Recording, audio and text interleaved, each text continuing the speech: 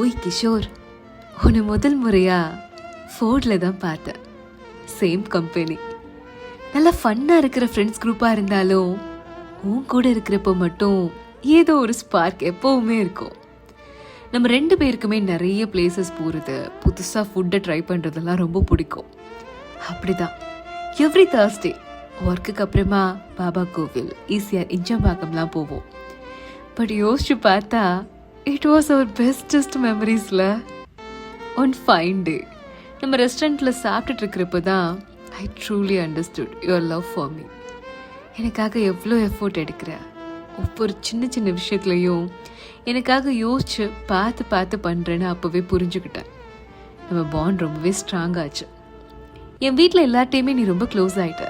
ஒரு நாள் என் அம்மா கிட்ட வந்து நீங்கள் பையன்லாம் பார்க்காதீங்க, நான் பார்த்துக்கிறேன், நல்லா பார்த்துக்கிறேன்னு சொன்னீங்க. I was stunned. Your words made me loved and secured. Finally our பியூட்டிஃபுல்லான என்கேஜ்மெண்ட் 12th September 2018, February 17 நம்ம கல்யாணம் 2019 நடந்துச்சு. இட் வாஸ் அ மேஜிக்கல் டேல.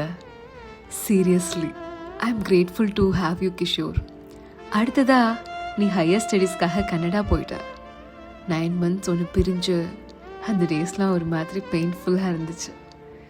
பட் அதில் தான் லவ் இன்னுமே ரொம்ப ஸ்ட்ராங் ஆச்சு. நானும் கனடா வந்ததும் ஸ்க்ராட்ச்லேருந்து ஆரம்பிக்கிற மாதிரி இருந்துச்சு.